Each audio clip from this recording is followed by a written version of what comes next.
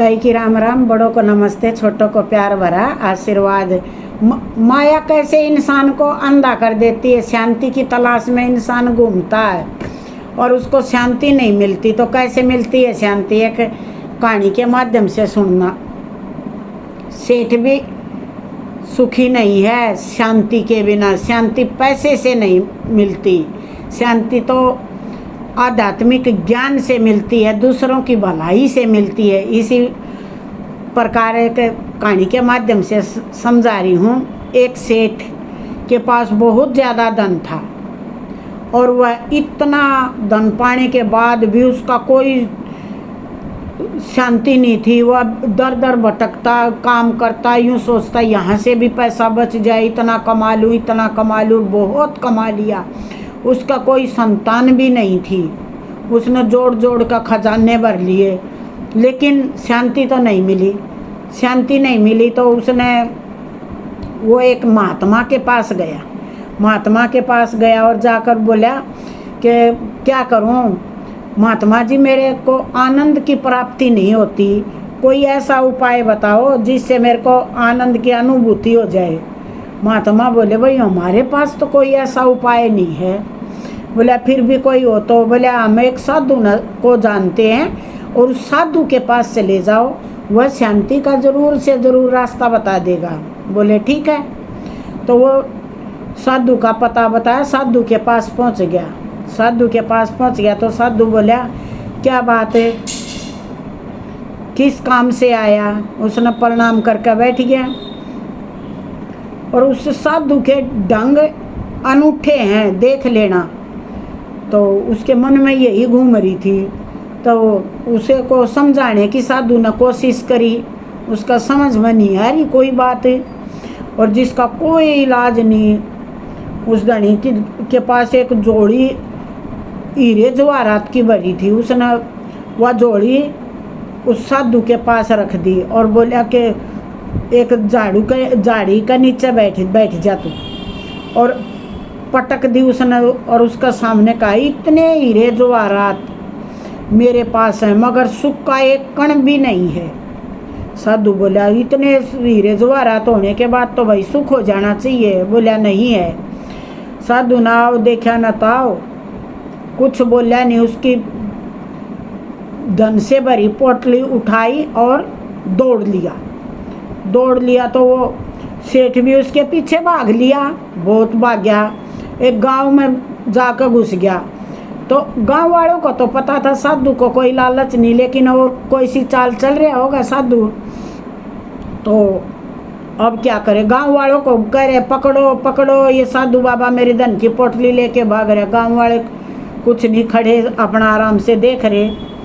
तो एक क्षण तो ठिठका रहा, फिर उसमें होश आया। साधु ने तो लूट लिया, मारे गए, सारी जिंदगी भर की कमाई, फिर सुख की तलाश में आए थे, दुखी हो गए। मेरा कोई जनता साथ भी नहीं दे रही, साधु का ही साथ दे रहे हैं। अब क्या करें?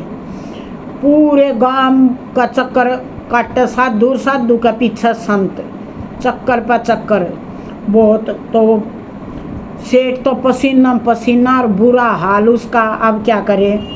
धीरे धीरे वो आश्वस्त होया और कहा, वह जो भी करे वह कितना भी बेबूझ मालूम हो, भीतर से इसका कोई राज जरूर है। गांव वालों ने उसको समझाया सेठ को, लेकिन उस आदमी का तो पता नहीं, पसीना सूख ही नहीं रहा। बोला मेरी सारी उम्र की कमाई थी और ये लेकर भाग रहा साधु गांव के चक्कर का। तुम गांव वाले भी मेरी मदद नहीं कर रहे। अब थका मंदा साधु भागता दौड़ता हुआ, पसीने से लथपथ वापिस झाड़ के पास आकर लौट गया। तो उसका पीछे सेठ आ गया। उसका घोड़ा भी वहीं खड़ा सेठ का।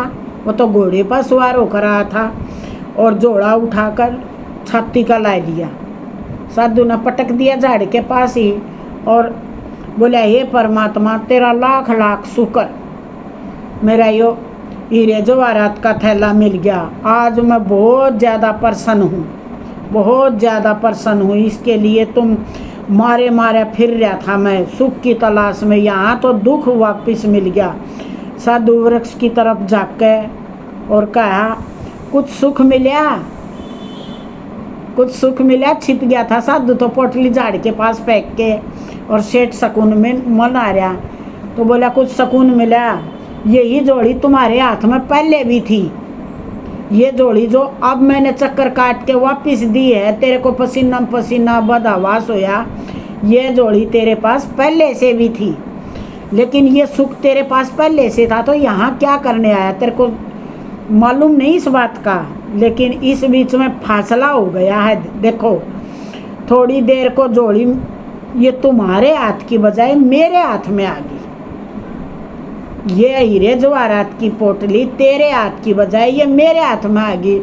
फैसला यही है, पोटली वही है, धन तेरा वही है, तेरा था तेरे पास। अब तेरे को शांति मिल रही है, तब तेरे को शांति नहीं मिल रही थी।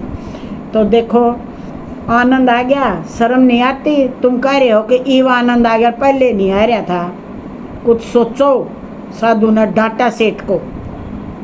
हे प्रभु तेरा लाख लाख धन्यवाद। खुश हो गया सेठ, आज मैं पहली बार मुझे आनंद की झलक मिली है, और मैं पागल आदमी इस जोड़ी के पीछे सुख देखे गया, इस जोड़ी के अंदर सुख देखा, वो सुख आनंद नहीं मिला, और इसके मूल्य को खोने के बाद मुझे अकल आई कि ये क्या है। लेकिन बैठो घोड़े पर और भाग जाओ, और जोड़ी फिर छीन लूँगा, नहीं तो जल्दी जाओ। साधु ने डांटा सेठ को। रास्ता तुम्हें नहीं पता, मैं बता रहा हूँ, ऐसे सीधा ऐसे दौड़ के चला जा।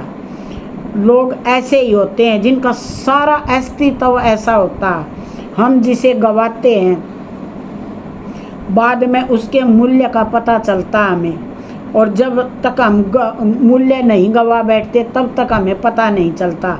जो तुम्हें मिला है उसकी कीमत तुम्हें चुकानी पड़ेगी। जो खो गया उसके लिए तुम रोते हो, जो खो गया उसका अभाव खलता है, और व्यक्ति के जाने के बाद आदमी की कीमत का पता चलता है कि तूने कौन सा अनमोल हीरा गवा दिया। इसलिए इंसान की कीमत करो, ना कि हीरे जवाहरात की।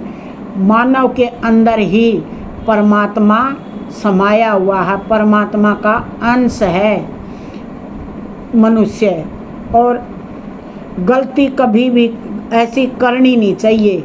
आप अगर शांति की खोज कर रहे हो तो पैसे की अंधी दौड़ में मत भागो, जितना है उसी में सब्र करो। संत महात्माओं के पास कुछ भी नहीं है आपको देने के लिए, लेकिन सबसे बड़ा अनमोल खजाना महात्माओं के पास शांति सुख है। वो किसी से लिया जाए तो लो, और पूरा मान सम्मान करो, और अपने रिश्तों को बनाए रखो। रिश्तों में गर्मी मत लाओ। ये गर्मी मनुष्य का, ये पैसे की गर्मी है। पैसे की गर्मी तो देखो क्या पता कब निकल जाती है। ये पैसा तो हाथ का मैल है, कब चला गया। ये रिश्ते ऐसे हैं, टूट गए तो गांठ आनी ही आनी है। इसलिए रिश्ते में एहसास कराओ, एक दूसरे की जिंदगी बहुत ज़रूरी है। और मानव सेवा, माधव सेवा, और सबसे पहले अपने माँ बाप की, गुरु की इज्जत करो, सेवा करो। भूल होना प्रकृति है, मान लेना संस्कृति है, और सुधार लेना प्रगति है। ताई की राम राम। कैसी लगी है शांति रूपी धन कहानी? अच्छी लगे तो अपनाएं। ताई की राम राम। शुभ रात्रि।